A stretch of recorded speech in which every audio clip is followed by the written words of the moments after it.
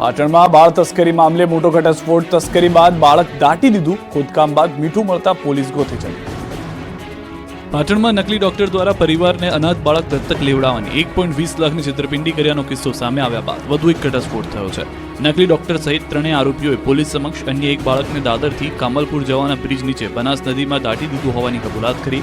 જે બાદ હાલ એસઓજીની ટીમ તેમજ એફએસએલની ટીમ આરોપીઓને સાથે લઈ ઘટના સ્થળે પહોંચી અને બાળકને બનાસ નદીમાં શોધવા ખાડા ખોદ્યા.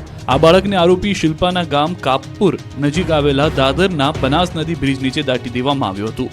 પાવડા કોતરીથી કલાકો સુધી સાવધાનીપૂર્વક ખોદકામ કર્યું. બાળકની લાશને બહાર કાઢવાની કામગીરી હાથ ધરવામાં આવી, પરંતુ ખોદકામ બાદ ખાડામાંથી મીઠું મળી આવ્યું છે, પણ બાળકની લાશ નથી મળી. એટલે પોલીસની ટીમ ગોતે ચડી છે. બાળક ક્યાં દાટ્યું તે મામલે અસમંજસ છે. જે બાદ આરોપી સુરેશ ઠાકોર અને શિલ્પા ઠાકોરની સ્થળ પર જ સાચા લોકેશન અંગે પૂછપરછ કરાય. ત્યારે સવાલ એ છે કે આરોપી સુરેશ ઠાકોર અને શિલ્પા ઠાકોરે ખોટું લોકેશન કેમ આપ્યું? એવું પણ ચર્ચામાં છે કે બાળકને અહીંથી કાઢીને અન્ય જગ્યાએ દાટી દેવામાં આવ્યું હોઈ શકે. તો સાથે સ્થળ પર કોઈ મેડિકલ બાયોવેસ્ટનો ઢગલો પણ મળ્યો. સરકારી વિડીયોગ્રાફર, એફએસએલની ટીમ, પેનલ ડોક્ટર, મામલતદાર સહિતની ટીમ જ્યાં બાળક દાટવામાં આવ્યું છે ત્યાં પહોંચીને તપાસ કરી. તો પાટણના બાળ તસ્કરી કૌભાંડનો રેલો બનાસકાંઠા બાદ હવે કચ્છ સુધી પહોંચ્યો છે.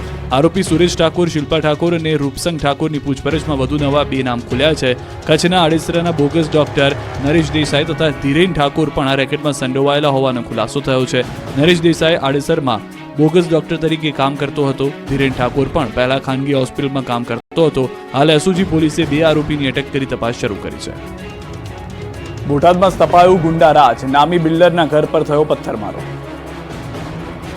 જુઓ કઈ રીતે બોટાદમાં ગુંડાઓ બેફામ બની ગયા છે. આને નથી કાયદાનો ભય, આને નથી પોલીસનો ફફડાટ. ખુલ્લેઆમ બિલ્ડરના ઘર પર પથ્થરમારો કરી દહેશત ફેલાવી રહ્યા છે. અસામાજિક તત્વોના આતંકના દ્રશ્યો છે બોટાદના. અહીં દિન પ્રતિદિન અસામાજિક તત્વોનો ત્રાસ વધી રહ્યો છે. બોટાદમાં નામી બિલ્ડરના ઘર પર અસામાજિક તત્વો દ્વારા પથ્થરમારો કરાતા પરિવાર ડરી ગયો હતો. બોટાદ શહેરમાં પાળિયાદ રોડ નજીક રોકડિયા હનુમાનવાડી શેરીમાં રહેતા હિતેશ ગોરેચા કે જેમના ઘર પર મોડી રાત્રે 4 અસામાજિક તત્વોએ હુમલો કરતા આસપાસના વિસ્તારમાં દહેશત ફેલાઈ ગઈ હતી. પથ્થર પર પથ્થર ફેંકતા પરિવાર અડધી રાત્રે જાગી ગયો હતો, ડરી ગયો હતો. ઘરના કાચ તૂટ્યા હતા. આ અંગે બિલ્ડર હિતેશ ગોરેચાનું કહેવું છે કે આ હુમલાખોરો તેમની પાસેથી 10 થી 15 લાખની ખંડણીની માંગણી કરી રહ્યા છે. પોલીસે આ મામલે ફરિયાદ નોંધી ફક્ત એક શખ્સની ધરપકડ કરી હતી. ફરિયાદી દ્વારા અગાઉ પણ જણાવાયું હતું કે હેમુ મકવાણા તેમજ જાવેદ કુરેશી અને અન્ય શખ્સો દ્વારા આ હુમલો કરવામાં આવી રહ્યો છે. જો કે આ પહેલી વખત નથી બન્યું. પહેલા પણ ફરિયાદીના ઘર પર પથ્થરમારો થઈ ચૂક્યો છે. આ ઘટના બાદ પરિવારના સભ્યોમાં ડરનો માહોલ છે. મંદિરોમાં વહીવટદાર નિમતા સાધુઓમાં રોષ. તંત્રના દાવાને ગેરકાનૂની ઠેરવ્યો. ગિરનારના 3 મંદિરોની ગાદીનો વિવાદ ચરમ સપાટીએ પહોંચી ગયો છે. સાધુ સંતો અંદરો-અંદર ઝઘડતા અંતે મંદિરોના વહીવટ માટે મામલતદારની નિમણૂક કરી દેવામાં આવી છે, જેને લઈને હવે સાધુ સંતોમાં રોષ ફેલાયો છે. અંબાજી મંદિરનો વિવાદ હજુ શમ્યો નથી. ત્યાં દત્ત શિખરનો વિવાદ વકર્યો છે. તંત્રે અંબાજી મંદિર, દત્તાત્રેય શિખર અને ભીડભંજન મંદિરનો કબજો લેતા વિવાદનો મતપૂળો છંછેડાયો છે. દત્ત શિખરમાં 2 ટ્રસ્ટીઓ હોવા છતાં તંત્રે વહીવટીદાર નિમ્યા હોવાનું સામે આવ્યું છે. હિમાંશુ ગીરી અને મહેશ ગીરી તેઓ બંને દત્ત શિખરના ટ્રસ્ટી છે તેવા પુરાવા તેમની પાસે હોવાનો દાવો કરાયો છે. તેઓ ગુરુ ગણપત ગીરીના 44માં શિષ્ય તરીકે વારસદાર હોવાનો દાવો કર્યો. તેમનું કહેવું છે કે તંત્રએ કોઈ પૂછપરછ કર્યા વગર વહીવટદાર નિમી દીધા તંત્રના દાવાને ગેરકાનૂની ઠેરવ્યો. અમદાવાદના રામજી મંદિરમાં ગાદીનો વિવાદ વકર્યો. રાજસ્થાનના સંતને પ્રવેશબંધીના બોર્ડ લાગ્યા. પોલીસ બંદોબસ્ત ગોઠવાયો. અમદાવાદના પાલડીના રામજી મંદિરમાં ગાદીનો વિવાદ સામે આવ્યો છે. મંદિરના ગાદીપતિના નિધન બાદ રાજસ્થાનના એક રામાનંદી સંતે પોતે ગાદીપતિ હોવાનો દાવો કર્યો. અમદાવાદમાં સ્વામી સર્વેશ્વરાચાર્યને માહિતી મળતા તેમણે પોલીસ પ્રોટેક્શન માંગ્યું. જેને જોતા રાજસ્થાનના સંતના રામજી મંદિરમાં પ્રવેશબંધી અંગે બોર્ડ લગાવી દેવાયા અને મંદિર બહાર મોટી સંખ્યામાં પોલીસ બંદોબસ્ત ગોઠવી દેવાયો. પાલડીનું રામાનંદ સંપ્રદાયના આ રામજી મંદિર આશ્રમ અને રામાનંદાચાર્ય પીઠની સ્થાપના 1960માં જગતગુરુ રામાનંદ આચાર્યજી દ્વારા કરવામાં આવી હતી. મંદિરના ગાદીપતિના નિધન બાદ મંદિરના સંતોને માહિતી મળી કે રામજી મંદિર તેમજ ગાદી પર કબજો જમાવવાના ઈરાદે રામાનંદ સંપ્રદાયના જ કેટલાક લોકો રાજસ્થાનથી પાલીથી આવી રહ્યા છે. જેથી આ મામલે પાલડી પોલીસ સ્ટેશન તેમજ અમદાવાદ શહેર પોલીસ કમિશનરને અરજી કરવામાં આવી, જેના અનુસંધાને મંદિરની અંદર અને બહાર પોલીસ બંદોબસ્ત ગોઠવી દેવામાં આવ્યો છે. બનાસકાંઠાના કાંકરેજના થળી જાગીર મઠમાં પણ ગાદીને લઈને વિવાદ. મઠ પોલીસ છાવણીમાં ફેરવાયો. બનાસકાંઠાના કાંકરેજના થળી જાગીર મઠના મહંત જગદીશપુરી દેવલોક પામ્યા બાદ હવે જાગીર મઠના મહંત કોણ તેને લઈને વિવાદ છેડાયો છે. આ વિવાદ એટલો વકર્યો કે છેલ્લા કેટલાય દિવસથી મઠ પોલીસ છાવણીમાં ફેરવાઈ ગયું છે. એક તરફ દેવ દરબારના મહંત બળદેવનાથ બાપુ સહિત થરા જાગીરદાર સ્ટેટ દ્વારા શંકરપુરી મહારાજને ગુરુગાદી સોંપાય, તો બીજી તરફ થળીમઠ નજીક આવેલા ગામના લોકો દ્વારા શંકરપુરી મહારાજનો વિરોધ કરી કાર્તિકપુરી મહારાજને ચાદર ઉડાડતા વિવાદ વકર્યો છે. જોકે મહંતના વિવાદમાં સપડાયેલી આ થળીમઠ ખાતે કાયદો વ્યવસ્થા ન કથળે તેને લઈને હાલ તો આ મઠ પોલીસ છાવણીમાં ફેરવાયો છે. બંને પક્ષોને પોલીસ દ્વારા સમજાવટના પ્રયાસ કરાયા, પરંતુ એક પણ પક્ષ કોઈ વાતે ન સમજતા આખરે બનાસકાંઠા એસપી દ્વારા થળી જાગીર મઠ ખાતે એસઆરપીની ટુકડી ઉતારી જાગીર મઠને પોલીસ છાવણીમાં ફેરવી દેવાયો.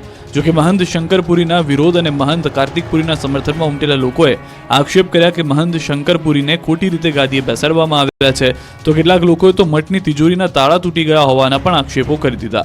જોકે 22 નવેમ્બરથી શરૂ થયેલા વિવાદનો હજુ સુધી અંત આવ્યો નથી, ત્યારે આખરે હવે મઠમાં મહંત કોણ તેને લઈને બંને પક્ષો હવે કોર્ટના દ્વાર ખખડાવે તેવી સ્થિતિ ઊભી થઈ છે.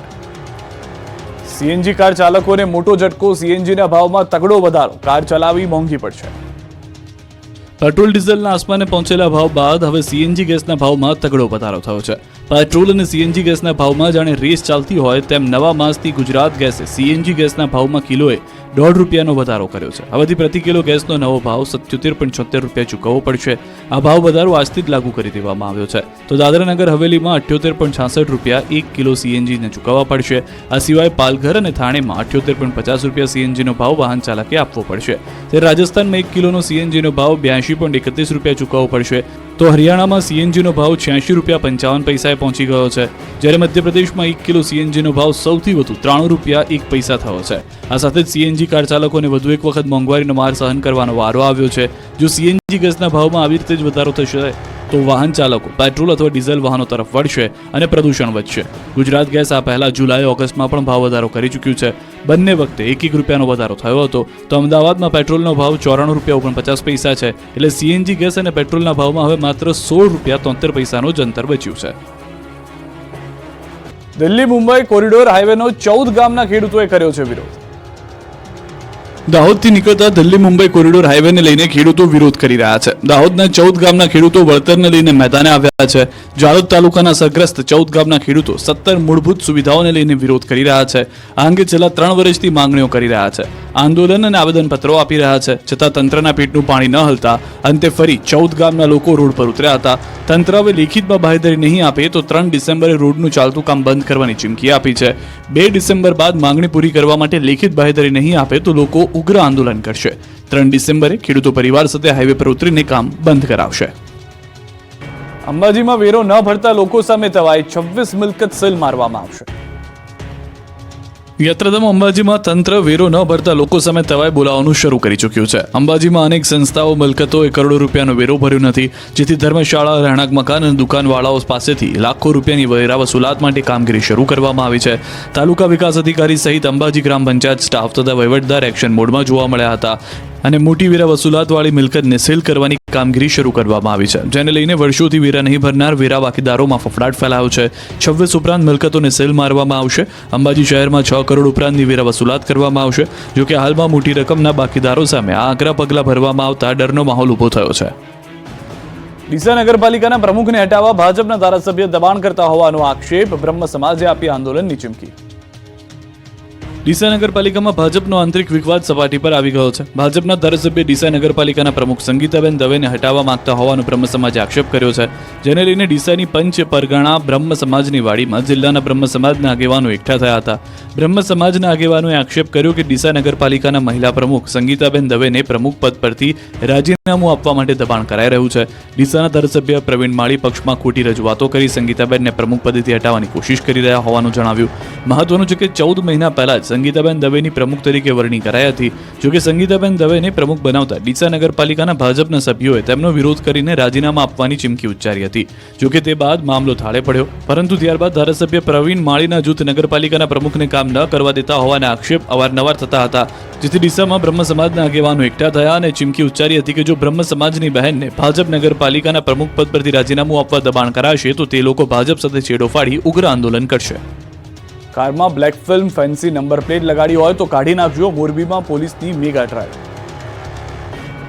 રાજ્યભરમાં પોલીસે નિયમો તોડતા કાર ચાલકો સામે તવાઈ બોલાવી છે.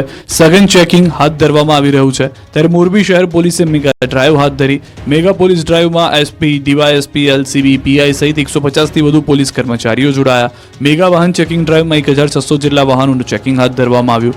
Black film, fancy number plate, licence વગરના વાહન ચાલકો સામે કાર્યવાહી કરાઈ, 89 વાહનો ડિટેન કરાયા, 250 વાહન ચાલકોને મેમો, 36 વાહન ચાલકો વિરુદ્ધ કેસ, નંબર પ્લેટ વગર ફેન્સી નંબર પ્લેટ, તૂટેલી નંબર પ્લેટના 80 કેસ, ડ્રિંક એન્ડ ડ્રાઈવનો 1 કેસ કરાયો, કુલ 1,18,000નો દંડ વસૂલાયો. અમદાવાદમાં ફ્લાઇટને બર્ડ હિટનું જોખમને રોકવા એરપોર્ટ પર ખાસ અવાજ કરતું ડિવાઇસ મુકાયું. અમદાવાદના એરપોર્ટ પર હવે બર્ડ હિટની ઘટનાઓ ભૂતકાળ બની જશે. અમદાવાદ એરપોર્ટ પર ફ્લાઇટ અને ટેક ઓફ લેન્ડિંગ દરમિયાન બર્ડ હિટની ઘટનાઓ પર નિયંત્રણ લાવવા માટે અવનવા સાધનો કે ટેકનોલોજીનો ઉપયોગ કરવામાં આવી રહ્યો છે. તેમ છતાં ચોમાસાની સિઝનમાં ફ્લાઇટને વારંવાર બર્ડ હિટ થતું જોવા મળે છે. એરપોર્ટની આસપાસ ટીટોડી, સંભડી, કબૂતર, કાંકણાસર જેવી વિવિધ પ્રજાતિના પક્ષીઓ મંડરાતા હોવાથી ટેક ઓફ કરતા અને લેન્ડિંગ કરતા વિમાનોને નુકસાન પહોંચાડે છે, સાથે પેસેન્જરોનો પણ જીવ જોખમમાં મુકાય છે. ત્યારે આવી ઘટનાને રોકવા રનવે પરથી પક્ષીઓને ભગાડવા ફોલો મી જીપ ઉપર ખાસ પ્રકારના અવાજ કરતું ઉપકરણ લગાવ્યું છે, જેમાંથી અવાજ આવતા પક્ષીઓ રનવે પરથી દૂર થઈ જાય છે. રનવેની આસપાસ મૂકવામાં આવેલું સોલારથી ચાલતા ડિવાઇસમાંથી વિવિધ પ્રકારના અવાજો આવે છે, જેનાથી પક્ષીઓ રનવે પર આવતા અટકે છે. ફ્લાઇટના લેન્ડિંગ ટેક ઓફ પહેલા જ અવાજ કરતા ડિવાઇસ રાખવામાં આવ્યા છે. વ્હીકલ માઉન્ટેડ એકોસ્ટિક ડિવાઇસ અકસ્માતો ઘટાડશે.